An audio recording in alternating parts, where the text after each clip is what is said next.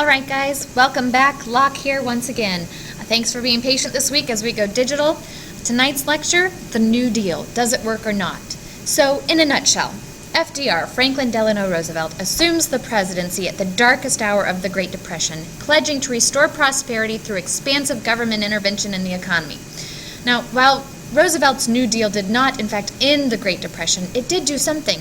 It permanently alters the way that American society is created, and it set in place many of the structures that sustain prosperity following World War II.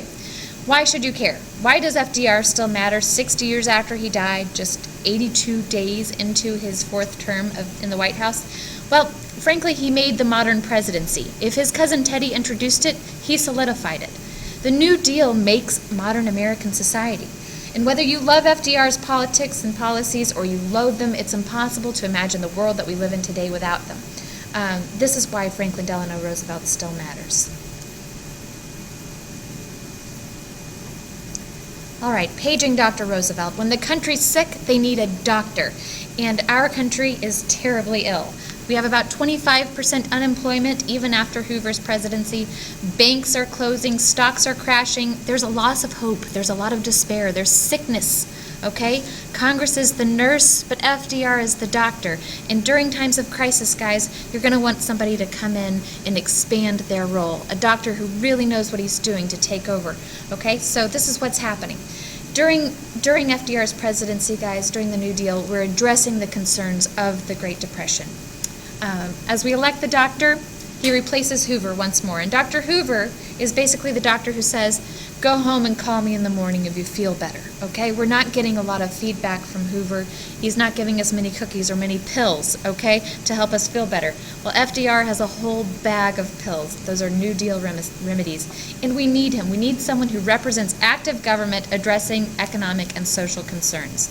During times of crisis, the federal government always expands its role. Think of it this way. If your house is on fire and President Obama is standing outside, you're going to want him to grab a hose and try to put that fire out, okay? You're not going to want someone who just stands by and watches it burn. So with that, though, that gives presidents an increase in power. And an increase in federal government means an increase in government spending on programs, okay? Now, first off, we need someone who's going to give us hope. Does that sound familiar to you? Okay. So this cover of Time magazine, we put this on here because Obama is seen as being the person who establishes the New Deal, new social and economic problems to help struggling people. FDR walks into a horrible, horrible financial situation, and the first pill in his medicine bag is a bank holiday. He shuts down all the banks, which really shakes up America. It says, I'm going to do something. Let's stop in our tracks and figure out what to do. So he really gets people's attention. He does something to restore trust. He tells people putting money in your mattress is not good for the economy. And that bank holiday is something that wakes people up and they say, hey, what's this guy going to do? One of the first programs that he comes up with is one of his many alphabet soup programs, as they're known. These are all programs that start with letters. Yes, you will need to know a few of them, so let me get started with the first one. The CCC, the Civilian Conservation Corps, belongs to the unemployment pillbox. If we're looking at these groups as these alphabet soup programs as pills, they often go in different boxes. So the Civilian Conservation Corps is in the unemployment pillbox. And what that does, guys, is that businesses at this time are not hiring. The government's going to start hiring people, okay? Urban men ages 18 to 25 in cities have very high unemployment at this time. So one way to get young men working is to get them the heck out of the city and into the country, and they get put to work fixing roads, fixing parks, cleaning up restrooms in parks, becoming firemen, putting out wildfires, really active jobs. These guys live in camps, they're fed and clothed, they're improving the United States, so they're sending money back home for food and groceries, etc. This is called pump spending.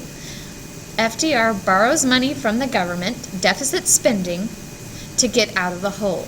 Plus he puts us in another hole, which is addressed by industry in World War II. But the idea, guys, is that pump spending, if you pump money into the economy, people will start spending more, okay? And this is just what we've seen with the bank bailouts and the auto industry bailout under Obama's presidency. This idea of pump spending, guys, If you pump money into the bottom of a balloon, for instance, money gets spent, and what happens to the rest of the balloon? It rises, okay? So pretend you're blowing up a balloon. Remember that the more money you put into an economy, ideally, the more people are going to spend, and everyone is going to benefit from that. Hoover had a different theory. If you'll recall, he didn't do a whole lot as far as pumping money into the economy. He adopted the trickle-down economics theory, which is a very hands-off, laissez-faire kind of thing. Think of it this way. America, there's the bell, not for you. America is an ice cream cone, okay? You put stuff on top, like chocolate sauce, and that would be things like tax cuts or subsidies and benefits. This ice cream cone, at the very top of the cone, are alleviated tax benefits for the wealthy. And the idea is that if you alleviate the tax benefits of if you alleviate the taxes of the wealthy, that this will trickle down to the bottom of the cone and create jobs for the poor and the middle class.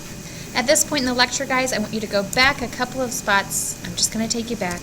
And I want you to click on this video in your free time that is linked to the gas pump spending versus trickle-down economics. There are two economists that adapt these theories. There's Keynes versus Hayek's theory. And Keynes is all about pump spending.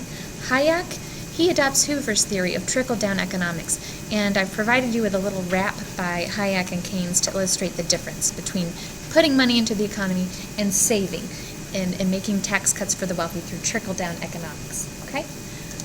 Here's some more of those alphabet deals, New Deal programs. Okay? We have the Tennessee Valley Authority, the TVA. They build dams for electricity in the Appalachians, and they hire men to create these dams. Again, promoting unemployment. So that pill will go in our unemployment box, okay? We have the WPA, artists and writers who are creating posters, propaganda, plays, movies, murals, sculptures. They create Mount Rushmore, which is why FDR's head is in the middle of the stone there. Some government propaganda. Again, pump spending for the arts, okay? We create the FDIC, which ensures deposits. That gains trust back into the American financial system. It ensures money so that people can put their money in the bank and not under their mattress. We also have the SEC. These are the stock cops. These are the ones who arrested Martha Stewart recently, okay?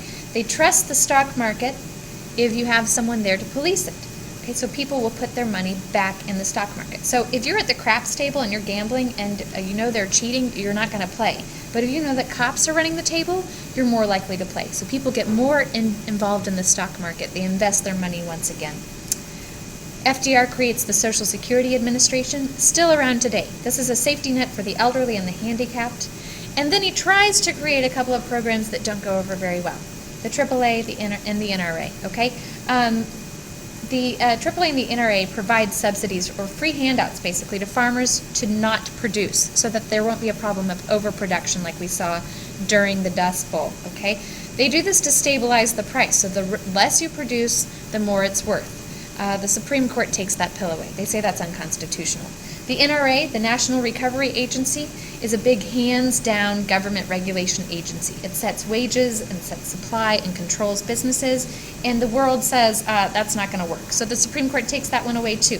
So what does FDR do? He proposes court packing, that Congress pass a law to appoint new justices. We're going to appoint new justices who will favor these programs, pack them into the courts, and pick them by hand. Congress says no to FDR because court packing upsets checks and balances. So, is this socialism? Is it dependency? Is it too much borrowing? You decide tomorrow. Don't forget to check out the Boom and the Bust Cycle rap. I'm out.